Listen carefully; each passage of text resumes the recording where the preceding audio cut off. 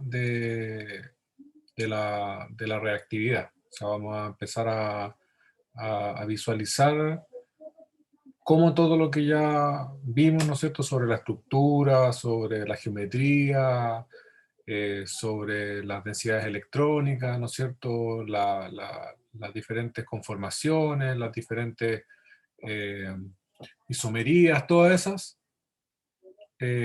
nos ayudan a entender ahora cómo las moléculas orgánicas reaccionan unas con otras. ¿Ok? Y esas reacciones nos van a dar una idea, ¿no es cierto?, de cuáles son los cambios químicos que ustedes después pueden ver en un sistema biológico. ¿Ok? Obviamente las condiciones son distintas. En los sistemas biológicos las reacciones están mediadas, ¿no es cierto?, por encima, en la mayoría de los casos. Y eso, ¿no es cierto?, cambia un poco, ¿no es cierto? Pero las reacciones son esencialmente las mismas. Los mecanismos por los cuales suceden son son un poco diferentes, pero se van a dar cuenta de que cuando uno las analiza, las mismas, digamos,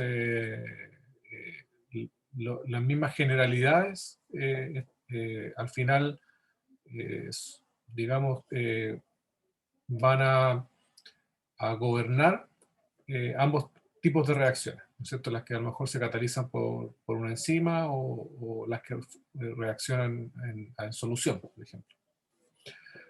¿Ok? Voy a hacer una clase relativamente corta, como introductoria, podríamos decir, ya que tenemos la prueba, o sea, tenemos la evaluación cerca, para ya podamos comenzar bien la próxima semana ya con esto un poquito más elevado, digamos. ¿Ok?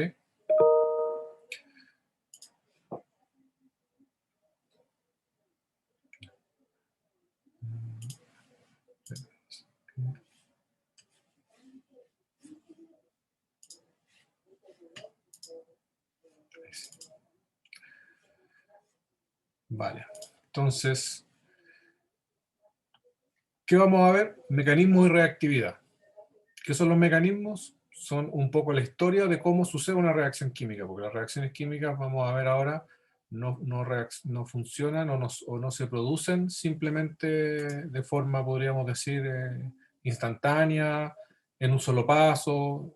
La mayoría de las reacciones orgánicas tienen más de un paso y además hay más de una manera de que una cierta reacción se produzca. ¿Okay? A eso le llamamos mecanismo. ¿Okay?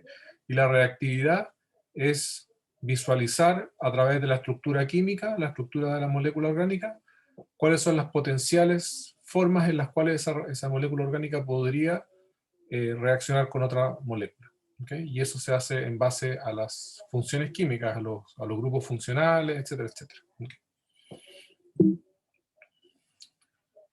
Entonces, lo primero y más básico sobre las reacciones químicas es que nosotros las podemos caracterizar mediante dos aspectos. ¿Ya? Entonces, las reacciones químicas tienen dos aspectos fundamentales que son las que nos permiten a nosotros estudiarlas y reconocerlas. ¿Okay?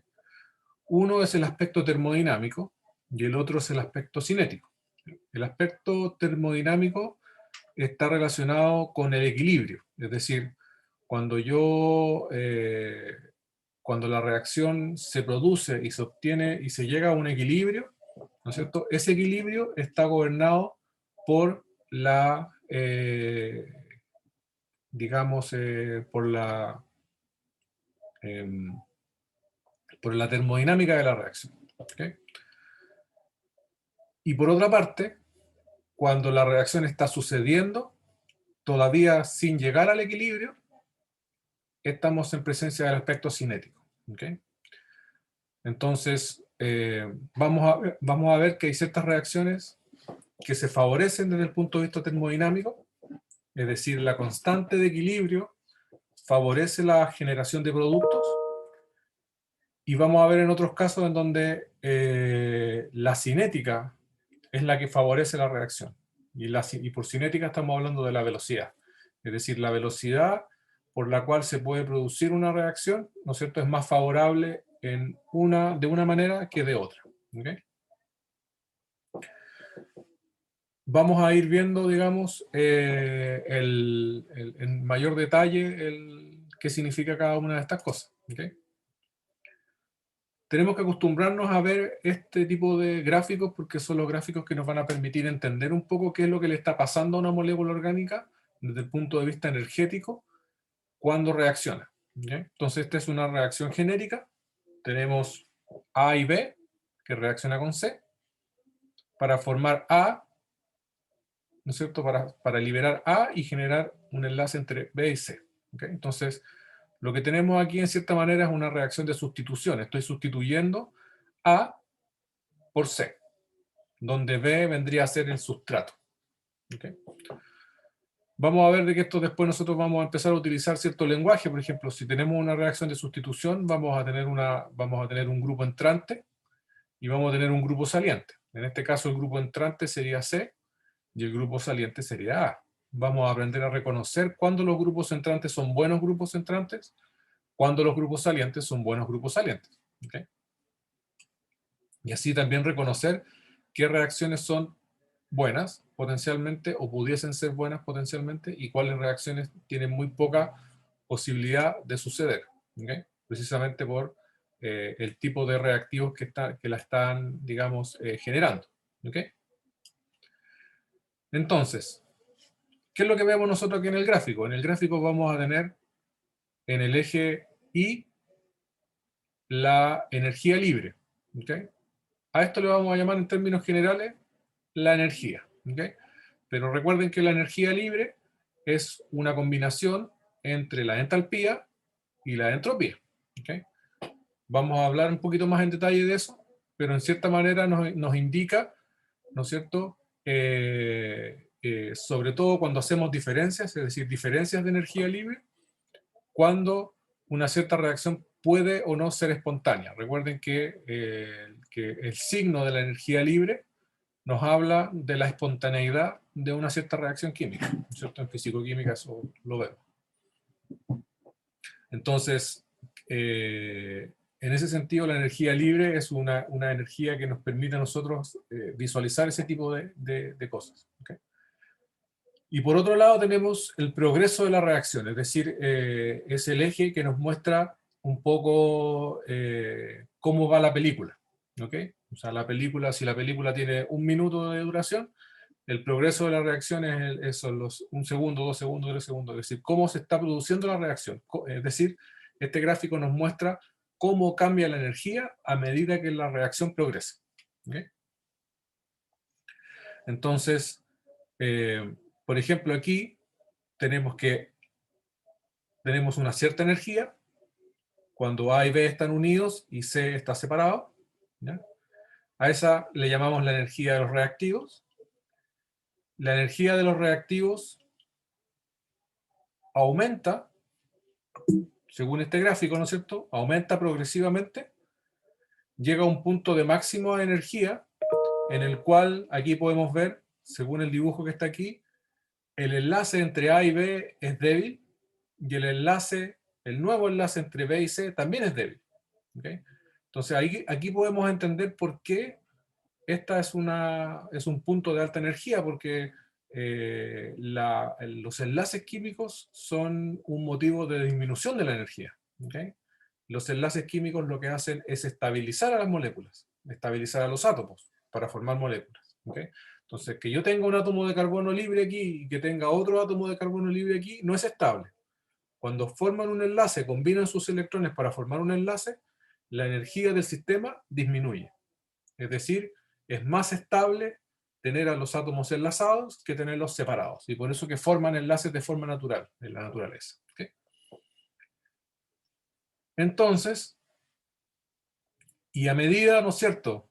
Fíjense que aquí llega un punto en donde esto, que lo vamos a conocer como el estado de transición, ¿no es cierto? Que es el estado de mayor energía en el paso de la reacción, tiene la posibilidad de continuar en el progreso de la reacción, es decir, romper el enlace original entre A y B y formar un enlace nuevo con C, o devolverse también y reafirmar el enlace que tenía originalmente con A y B, que se había debilitado, y no formar el enlace con C, que se estaba empezando a formar.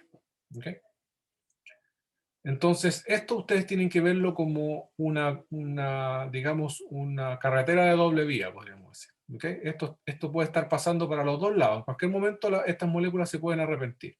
Piénsenlo como un mar que está con olas, ¿no es cierto?, pasando. Entonces algunas moléculas suben un poco, después bajan, otras suben más, otras tomaron más energía, lograron llegar más arriba y logran pasar hacia el otro lado del cerro.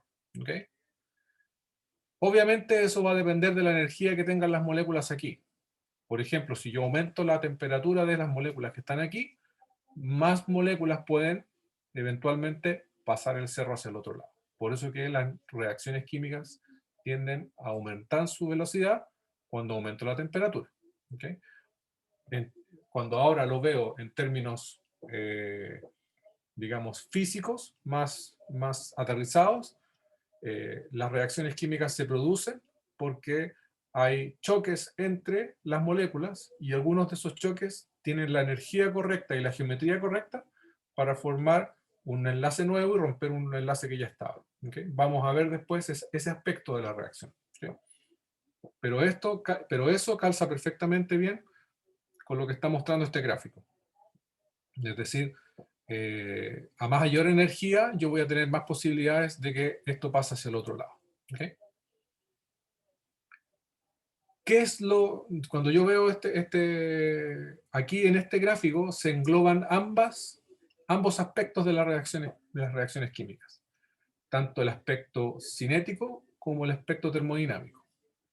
El aspecto termodinámico, como dijimos, habla del equilibrio, y el equilibrio, ¿no es cierto?, es el equilibrio que se produce entre estos reactivos, ¿no es cierto?, y sus productos.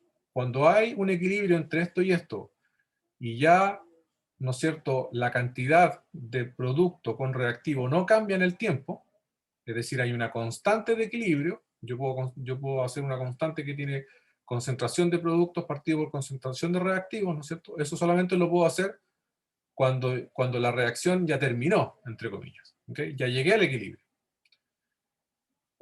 Esa constante de equilibrio, ¿no es cierto?, va a depender, y la podemos expresar en términos de las concentraciones que hay de cada uno, pero también tiene una relación matemática con la energía libre. Y vamos a ver después que hay una ecuación, ¿no es cierto?, que nos permite saber a una cierta diferencia de energía libre, calcular la constante de equilibrio, o al revés, con una cierta constante de equilibrio, calcular la energía libre. Me parece que de hecho lo vimos en conformaciones, ¿no es cierto?, cuando vimos conformaciones que eran un cierto porcentaje ecuatorial, otro porcentaje axial, y podíamos calcular una constante de equilibrio en base, ¿no es cierto?, a eso y a una diferencia de energía entre las dos conformaciones. Exactamente lo mismo, tenemos un equilibrio igual que en una reacción. ¿Okay? ¿Y dónde está el aspecto cinético? El aspecto cinético está en cómo A, B y C se convierten en productos. Y eso está aquí en el medio, no está aquí. Fíjense que el aspecto termodinámico no depende de lo que pasa aquí en el medio. El aspecto termodinámico habla solamente o requiere solamente la energía de los reactivos con la energía de los productos. Con eso yo puedo determinar la constante de equilibrio, y eso es todo lo que tengo que decir sobre la termodinámica de la reacción. Pero la cinética es cómo es el cerro que yo tengo que cruzar. El cerro es muy alto, el cerro es corto, tengo dos cerros, etc. Y eso va a definir cómo va a ser la velocidad de la reacción, de qué va a depender la velocidad de la reacción, qué puedo hacer para aumentar la velocidad de la reacción, o de aumentar una forma de la reacción, la velocidad de una forma de la reacción y disminuirla de la otra, etc. Controlar la forma en que A, B y C se transforman en productos. ¿Okay? Entonces, esta es la relación matemática. ¿Okay?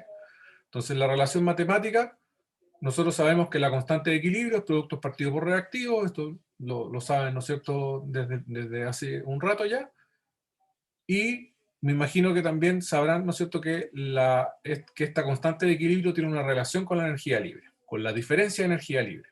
¿Okay? Entonces la diferencia de energía libre, yo sabiendo cuál es la diferencia de energía libre que hay entre reactivos y productos, yo puedo conocer la constante de equilibrio y viceversa. ¿Okay? Eso está como claro, digamos. Entonces, ¿qué significa eso en la práctica? Como les decía, la termodinámica de la reacción, ¿no es cierto?, no depende de lo que pasa aquí en el medio, sino que depende de cómo era la energía de los reactivos y cómo es la energía de los productos. Si yo tengo que la energía de reactivos es mayor que la energía de los productos, la diferencia de energía, ¿no es cierto?, delta G, va a ser negativo. ¿Okay? Cuando delta G es negativo, se dice que la reacción es exergónica. Y si vemos la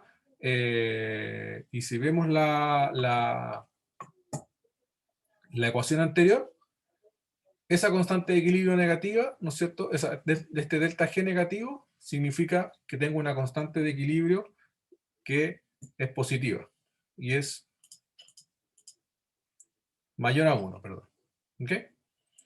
Y nosotros ya sabemos que la constante de equilibrio mayor a 1 significa que tengo más productos que reactivos. ¿Ok?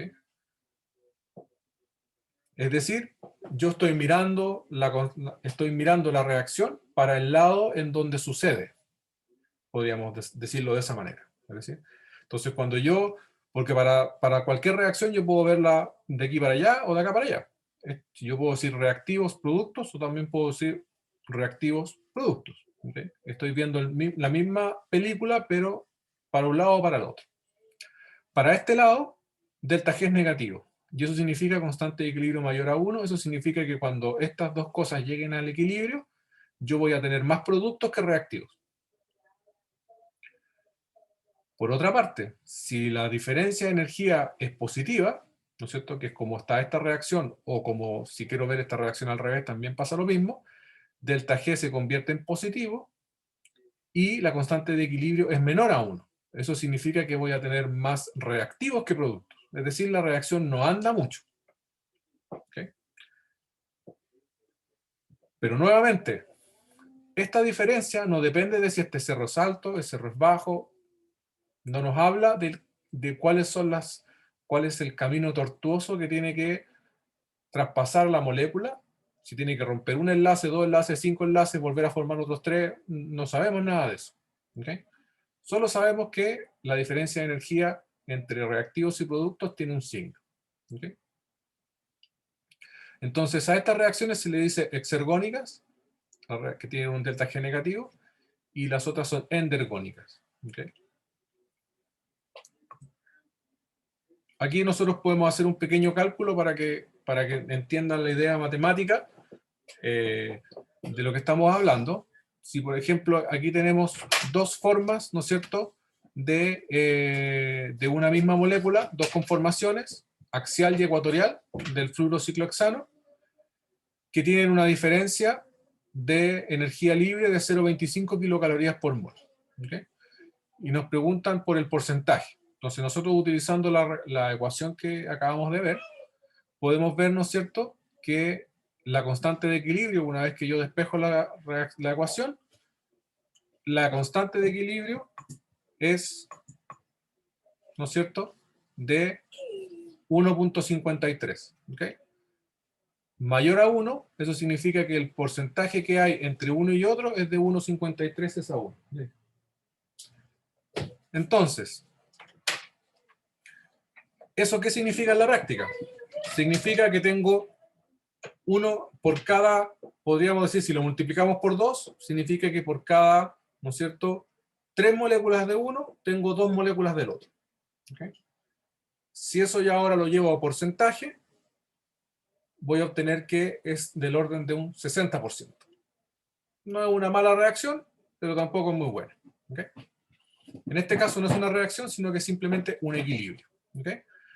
Pero fíjense, este equilibrio, yo sabiendo todo esto, yo no puedo deducir cómo es la forma en la cual este fluorociclohexano axial se convierte en ecuatorial y viceversa. nosotros ya lo vimos, ¿no es cierto? Vimos que tenía que pasar por un bote torcido, y tenía todo un tema para poder llegar físicamente de un lado al otro.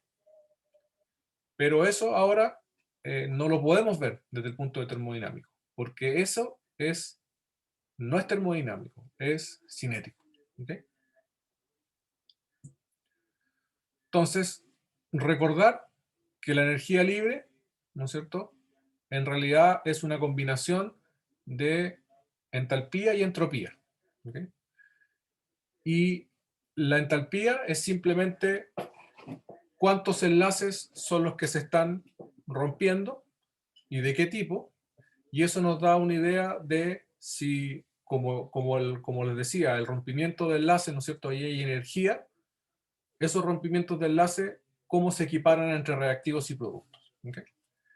Pero por otro lado, la entropía nos habla, ¿no es cierto?, de una característica que tiene la materia, que tiene la naturaleza, ¿no es cierto?, de preferir estados de mayor libertad, digamos, en general, digamos, de movimiento, podríamos decir. Una mayor cantidad de grados de libertad que se llama.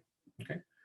Entonces, cuando las moléculas tienen mayor capacidad de movimiento, tienden, ¿no es cierto?, a tener una energía libre menor. Es decir, son más estables. Y por eso que, de forma natural, nosotros vemos que reacciones, por ejemplo, que forman gases, son reacciones en donde son muy espontáneas en general. ¿Okay? Es decir, la formación de un gas es algo que tiende a mejorar la energía libre. Ahora, si desde el punto de vista entálpico, es decir, desde el punto de vista de la entalpía, esa reacción que forma un gas, por ejemplo, es muy desfavorable, entonces a lo mejor, aunque forme un gas, no va a ser una reacción muy buena. ¿Okay? Y no se va a producir muy fácilmente. ¿Okay? Entonces, hay ahí una combinación. Y eso es lo que muestra esta ecuación, ¿no es cierto? Que la energía libre es la entalpía menos la entropía multiplicada por la temperatura. Esto es importante porque nos indica que el efecto de la entropía cambia con la temperatura. ¿Okay? Mientras que el efecto de la entalpía no cambia con la temperatura. ¿Ya? Entonces, ¿qué significa al final todo esto? Que nosotros vamos a observar, por ejemplo, reacciones que son muy, podríamos decir, favorables desde el punto de vista entálpico, pero que a lo mejor no suceden, no tienen una energía libre favorable, porque la entropía es desfavorable. Es decir, a lo mejor estoy generando una combinación digamos, de enlaces químicos correcta para que la reacción suceda y baje la energía libre, pero resulta que estoy generando, por ejemplo, estoy disminuyendo la libertad de esas moléculas. Entonces estoy, por ejemplo, tomando puras moléculas gaseosas y las estoy condensando en un líquido. Eso es tremendamente desfavorable desde el punto de vista de la entropía, y por lo tanto cuando yo combine las dos cosas no me va a dar. ¿Okay? Va a depender de cuánto pesa cada cosa. Y lo contrario también. ¿Okay? Puedo tener algo que es súper bueno desde el punto de vista de la entropía, que se genera mucha libertad para las moléculas, pero resulta que la entropía es muy mala. Es decir, en la práctica rompo muchos enlaces y después no los formo. Y eso disminuye la estabilidad de las moléculas desde el punto de vista de la entalpía. Y no me sirve mucho. Entonces, esa es un poco la idea. Aquí ustedes pueden ver algunos de los enlaces y cuál es la diferencia de entalpía que tienen. ¿Okay? Esto es importante porque nos vamos a dar cuenta de que cuando empecemos a ver las reacciones químicas, nos vamos a dar cuenta que hay algunas reacciones que funcionan bastante bien, porque el grupo que se tiene que ir es un grupo que puede irse fácilmente. Y el grupo que tiene que entrar forma un enlace fuerte, ¿no es cierto?, que favorece mucho la energía libre del sistema. ¿Cómo sé eso yo a priori? Aquí lo puedo ver. Por ejemplo, puedo ver por ejemplo, puedo ver que un enlace entre un carbono y un bromo, por ejemplo, tiene menos energía que un enlace entre un carbono y un flúor, ¿ya? Después nos vamos a dar cuenta que cuando el flúor tiene que irse, es muy mal grupo saliente. Cuando el bromo tiene que irse, es muy buen grupo saliente. Cuando el bromo tiene que entrar, es muy malo entrando, es muy bueno saliendo. El flúor es muy malo saliendo y puede ser muy bueno entrando. ¿Okay? Entonces, y eso tiene que ver con estas energías que estoy viendo aquí. Vamos a ver que, por ejemplo, quitarle un hidrógeno a un carbono no es fácil. Cuando ustedes saben que yo puedo quitar hidrógenos con las bases, pero sacarle un hidrógeno a una molécula, un alcano, por ejemplo, es muy difícil porque tiene un enlace muy fuerte. ¿Okay? Y así, podemos ir viendo algunas cosas. ¿Okay? Por otro lado, la entalpía, como les decía, tiene que ver con la libertad de movimiento que tienen las moléculas. Entonces, por ejemplo, aquí dice, por ejemplo, ¿para cuál de estas reacciones delta S será más significativo? Es decir, pesará más en la energía libre. ¿Cuando paso de A a B o cuando paso de A más B a C? ¿Cómo tengo que verlo? Lo tengo que ver desde el punto de vista de la cantidad de moléculas que se están generando a cada lado. Cuando yo tengo una molécula aquí que se convierte en otra molécula acá, ¿ya? Es decir, simplemente una transformación, un reordenamiento podría ser, aquí la libertad que tiene esta molécula de aquí es la misma que tiene esta molécula de acá. ¿Okay? En términos generales debiese tener la misma libertad. Pero cuando yo tengo dos moléculas acá y tengo una sola acá, aquí tengo mucha más libertad porque cada molécula puede moverse con su propia libertad, mientras que esta solamente tiene la libertad de una molécula. ¿Okay?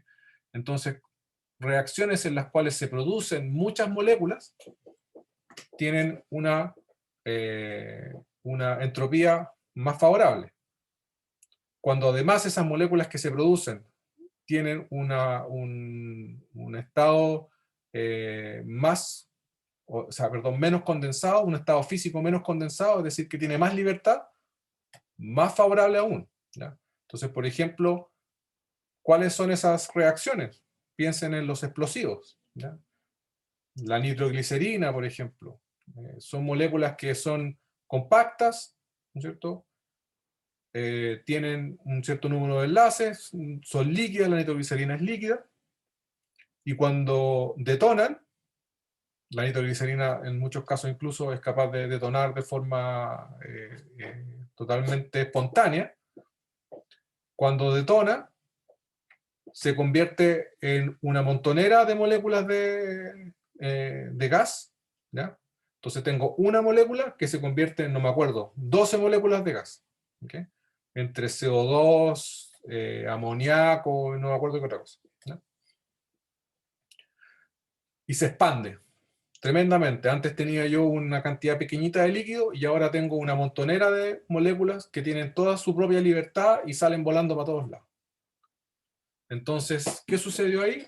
La entropía que se gana en esa reacción es tremendamente grande. Y por eso que esas reacciones en muchos casos incluso pueden llegar a ser espontáneas. ¿Okay? Y si no son espontáneas, requieren que solamente una o dos moléculas tengan la pasada para el otro lado, es decir, que yo coloque un fosforito cerca o algo así, mientras unas poquitas logren pasar el cerro, el resto le va dando energía a las otras y se produce una explosión. ¿Okay? En el número 2, por ejemplo, yo tengo A más B pasando a C, y aquí A más B pasando a C más D. ¿Okay? Nuevamente, en ambos lados tengo la misma libertad. Por lo tanto, aquí la entropía va a jugar un papel más importante que en la segunda, porque hay una diferencia en la libertad. Recuerden que lo que al final nosotros evaluamos es la diferencia de entropía. ¿Okay? Entonces, si hay una diferencia en el número de moléculas que están en un lado o en el otro, ¿no es cierto? Entonces voy a tener una mejor, una más importante actuación, digamos, de la entropía, ¿vale? ¿Cómo eso digamos, se refleja ahora o cómo lo podemos llevar entonces en la práctica? Por ejemplo, cuando nosotros evaluamos cómo se producen las reacciones químicas, pero en diferentes disolventes. Entonces nos vamos a dar cuenta que hacer una reacción química en un disolvente acuoso, ¿ya? En un disolvente que tiene la capacidad de generar puentes de hidrógeno, es decir, un disolvente polar prótico, y otro disolvente que es apolar, o polar no prótico, o derechamente apolar, va a generar distintos tipos de reacciones. Y las reacciones van a depender mucho del medio en el que se produce. ¿Por qué eso puede suceder?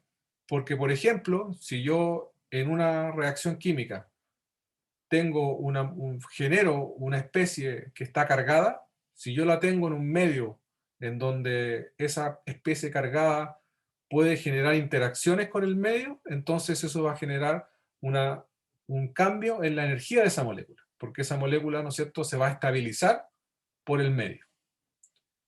Si yo si yo hago lo mismo en un disolvente que no tiene la capacidad de generar interacciones con esa especie cargada, entonces la energía de esa molécula va a ser mayor, porque no va a tener la capacidad de estabilizar esa carga. ¿Okay? Vamos a ver que las cargas, mientras más deslocalizadas y mientras más compartidas están, son más estables y generan sustratos más estables. ¿Okay? Entonces, eso genera diferencias. Y vamos a ver que, por ejemplo, van a haber mecanismos, es decir, van a haber formas de hacer una reacción química en las cuales yo voy a generar una especie cargada y van a haber otras en donde no voy a generar una especie cargada. Y hacer esa misma reacción en diferentes disolventes va a favorecer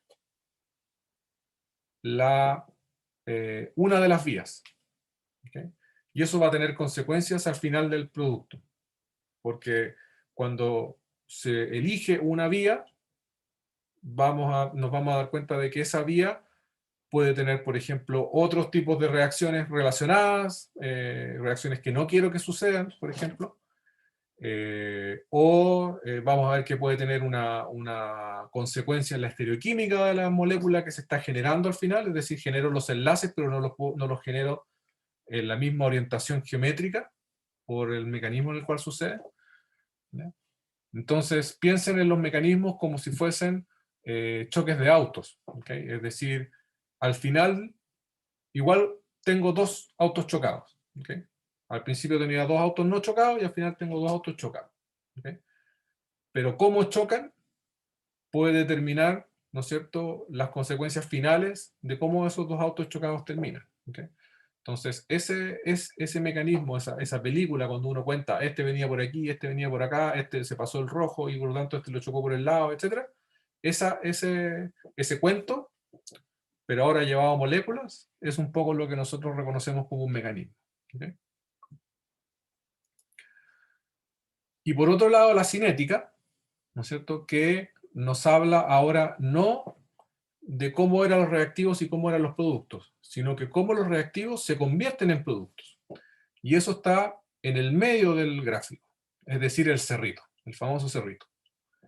Entonces yo voy a tener reacciones que van a tener un cerrito chiquitito y otras reacciones donde voy a tener un cerrito más largo, más alto. ¿Okay? ¿Qué significa eso? Significa que la energía cinética que tienen que tener estas moléculas para poder reaccionar es menor cuando el cerro es más chico y es mayor cuando el cerro es más grande. A esta energía, que es la energía que tiene la molécula que se está convirtiendo, esa molécula que veíamos ahí que tenía la mitad del enlace hacia un lado y la mitad del enlace hacia el otro, ese que lo llamamos el estado, ¿no es cierto?, el estado de transición, a este entonces le vamos a llamar la energía del estado de transición. ¿Ok? Y esa energía del estado de transición es la altura del cerro. ¿Ok? ¿Qué tan alto es el cerro que tengo que subir? ¿Y cuál es la consecuencia física de que el cerro sea más bajo o más alto? La velocidad de la reacción. Vamos a tener reacciones en donde, ¿no es cierto?, el cerrito es chiquitito, y eso hace que la reacción sea muy rápida, ¿ok? Y que sea muy fácil que una reacción, que una molécula pase de un lado al otro, incluso a temperatura ambiente. Entonces, puedo tener una reacción que es exergónica y rápida. Eso significa que la energía libre es favorable porque el equilibrio va para el lado de los productos, y además es rápida. Esa es la reacción ideal cuando uno quiere hacer una reacción. ¿Ok? Por otro lado, puedo tener que el equilibrio sea el correcto, es decir, cuando las moléculas estén en equilibrio, yo voy a tener más productos que reactivos. Pero el tema es que para poder pasar las moléculas de un lado al otro del cerro, el cerro es muy alto y a la reacción es muy lenta. ¿Ok? Entonces pueden haber muchas reacciones en donde es súper bueno digamos, la termodinámica de la reacción, pero es pésima la cinética. ¿Ya? Ejemplo, ustedes pueden tener la reacción de el oxígeno con el hidrógeno. El oxígeno y el hidrógeno, ustedes lo pueden tener en un balón, mitad hidrógeno, mitad oxígeno, no pasa nada. Pero si ustedes colocan una pequeña chispa, se produce una explosión. ¿Okay? Esa reacción, ¿no es cierto?, que se utiliza hasta hoy en día para tirar cohetes, ¿no es cierto?, a la órbita de la Tierra, genera muchísima energía, pero tiene ese inconveniente, que entre comillas es un inconveniente, porque si la reacción fuese chiquitita, entonces en cuanto el oxígeno y el hidrógeno se juntaran, explotarían de inmediato.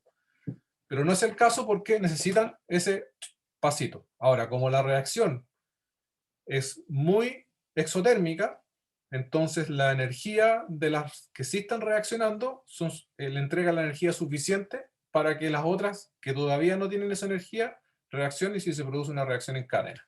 ¿Okay? Y simplemente la chispa original desata que todo el equilibrio se desplace hacia donde tiene que desplazarse, que es hacia los productos, en este caso el agua. ¿Okay? Y se libere toda esa energía. ¿Okay? Por otro lado, también puedo tener reacciones que son, ¿no es cierto?, rápidas desde el punto de vista de la cinética, pero que no van para el lado correcto. Es decir, yo tengo los reactivos aquí, no necesito mucha energía para subir el cerro, pero resulta que el cerro después, la diferencia de energía no es la correcta, y yo por mucho que haga la reacción y se establezca el equilibrio rápidamente, el equilibrio no es favorable. Entonces yo coloco A, tengo A solo, B solo, ¿no es cierto? Y la constante de equilibrio resulta que cuando la coloco me da 20% de A con B. Y nada que hacer, porque el equilibrio es una constante. ¿Ya? La única manera que tengo de hacer que las moléculas pasen para el otro lado es modificando el equilibrio. ¿Cómo puedo modificar el equilibrio? Quitando las moléculas que se van generando. ¿Ya? Ese tipo digamos, de efecto, ¿no es cierto?, puede ser el que se hace, por ejemplo, cuando uno precipita algo. ¿Ya?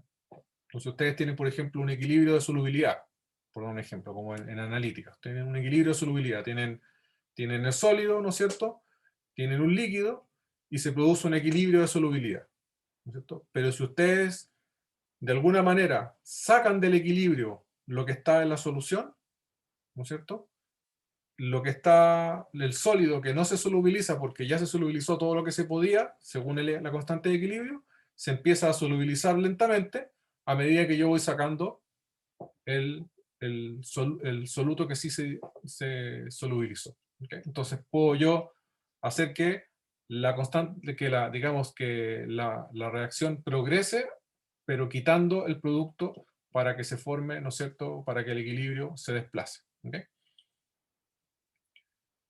Entonces, ahí yo voy entendiendo por qué ciertas cosas funcionan con ciertas reacciones y qué cosas no funcionan. Es decir, cuál es el problema de una reacción. ¿Ya? Ahora, si el problema de la reacción es la que tengo aquí, que la reacción es lenta, pero es favorable, entonces lo que tengo que hacer es algo para bajar este cerro. ¿Qué es lo que baja el cerro? ¿Qué es lo que disminuye el estado de transición? Por ejemplo, cambiar el sustrato por uno en donde, por ejemplo, no tenga que romper un enlace tan fuerte. Es decir, que no tenga que invertir tanta energía en romper un enlace, por ejemplo, y que es lo que hace que el cerro aumente mucho. ¿Okay? Ese puede ser un ejemplo. Pero también puede ser, ¿no es cierto?, que la forma en la que la molécula pasa de aquí a acá es muy estresante, entre comillas. Genera una molécula muy rara, muy difícil, muy compleja, ¿ya? Y que es inestable. Entonces, ¿qué hago? Trato de estabilizar esa molécula. Por ejemplo, le agrego un disolvente que estabiliza ese tipo de moléculas, por ejemplo. O directamente usar lo que se conoce como un catalizador. ¿Qué es lo que hacen los catalizadores? Precisamente bajar el cerro, la energía del cerro. Entonces, cuando por ejemplo, vamos a ver reacciones, una reacción que se llama hidrogenación catalítica, en la que yo tengo que hacer que el hidrógeno reaccione con un doble enlace, ¿ya? El hidrógeno, un gas que no está ni ahí con diluirse en ni una cosa, tengo que hacerlo reaccionar con algo líquido o algo que está disuelto en un disolvente, por ejemplo. Y yo, por más que apriete hidrógeno, la reacción nunca funciona. Nunca, nunca, nunca.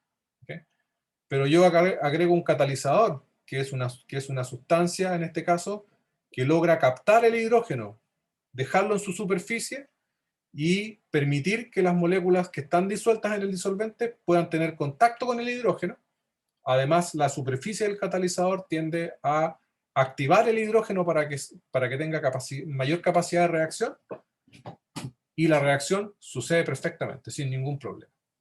¿Okay? Entonces, ¿qué es eso? Un catalizador. ¿Okay? Y obviamente el peor de los casos y la reacción que la que uno nunca va a poder hacer, que es tratar de hacer una reacción que es desfavorable desde el punto de vista termodinámico, o sea, la constante de equilibrio va para el otro lado, y la energía que necesito para poder llegar además a esos lugares es muy alta. Esa reacción no va a funcionar nunca. Entonces tengo que hacer cambios a esa reacción o pensar de otra manera, buscar un intercambio de grupos que me permita hacer esta conversión, ¿no es cierto? Por ejemplo, subiendo esto para arriba. Vamos a ver reacciones, por ejemplo, donde tenemos derivados de ácidos carboxílicos. Tengo el ácido carboxílico, por ejemplo, el ácido acético. ¿Ya? Y el ácido carboxílico, se los coloco aquí, por ejemplo. Tengo el ácido carboxílico, que tiene un CH3, tiene un oxígeno aquí y un OH. Y por ejemplo, yo quiero formar una amida. Y la amida se produce porque esto reacciona con una amina, por ejemplo, NH2CH3, es decir, la metilamina. Y lo que tengo que hacer es reemplazar este OH, esto tiene que atacar aquí, y este aquí se tiene que ir, y obtener lo que se conoce como una amida, que es cuando coloco el hidrógeno y que es ¿no es cierto? Este enlace amida es el enlace que tienen los aminoácidos entre sí para formar péptido. ¿Okay? Pero resulta que esta reacción es horrible. ¿Por qué? Porque los ácidos carboxílicos primero son muy estables. Estabilizan muy bien esto porque este hidrógeno tiende a irse, por eso que son ácidos carboxílicos, y la carga negativa se estabiliza aquí. Entonces los ácidos carboxílicos no les gusta romper este enlace. Este es un enlace relativamente fuerte, el enlace carbono-oxígeno. Entonces esto no funciona. No funciona y no funciona. Tienen que utilizar otra manera. ¿Ya? Esta vendría a ser como la D. ¿Okay? ¿Qué es lo que se hace? Mediante otro tipo de reacción, yo cambio esto que está aquí por un grupo que sí quiera irse fácilmente. Es decir, cambio la molécula que está aquí por una que esté acá, por ejemplo. Es decir, una que sea menos estable. Y ahora mi reacción tiene el cerro más chico y además es favorable desde el punto de vista termodinámico. ¿Ya? Y eso se hace reemplazando este OH por un cloro. Así. Eso se llaman cloruros de ácido. Y se producen por una reacción química, ¿ya?, que genera un gas. Y por eso son favorables desde el punto de vista de la entropía. ¿Okay? Entonces, esas son las cosas que cuando yo entiendo cómo se produce la reacción química y cuáles son las cosas que la gobiernan, entonces las puedo empezar a controlar. Y puedo empezar a hacer cambios que me permiten a mí hacer que las reacciones funcionen. Y en el caso de ustedes, que a lo mejor no se van a dedicar a generar nuevas moléculas ni a hacer reacciones químicas, ¿no es cierto?, como un químico o un farmacéutico, les sirve a ustedes para entender cómo las enzimas hacen su pega, ¿ya? Porque las enzimas no son más que catalizadores. Es decir, le entregan a un sustrato que normalmente no reaccionaría con una molécula y normalmente no generarían un producto, a generarlo a partir de la estabilización o el cambio, ¿no es cierto?, digamos, de la estructura normalmente electrónica de una molécula. Es decir, haciendo que algo que no estaba muy positivo ahora esté más positivo, o algo que no estaba muy negativo esté más negativo. ¿Por qué? Porque está más cerca de una parte de la proteína que permite esa diferencia digamos, de polaridad. ¿Ok? ¿Ok? Entonces, eso es lo que yo puedo hacer, ¿no es cierto?, cuando entiendo esto.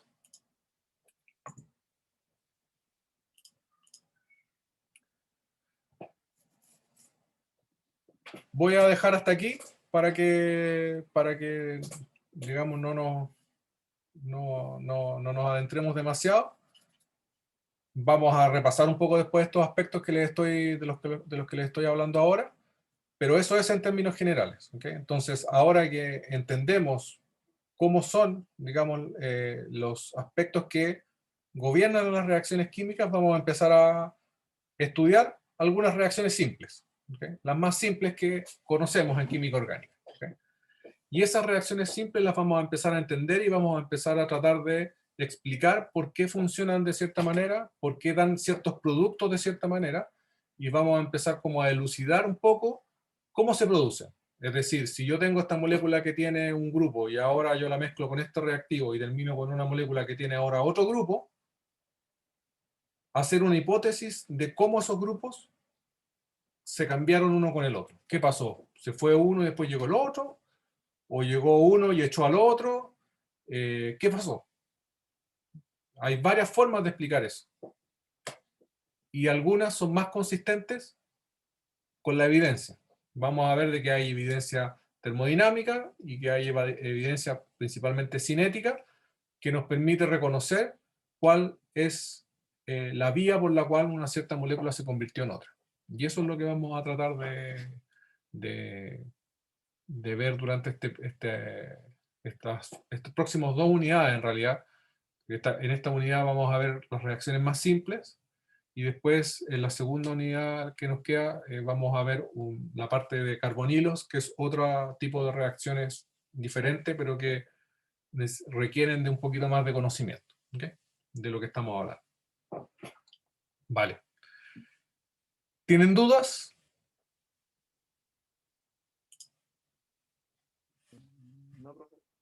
¿Todo bien?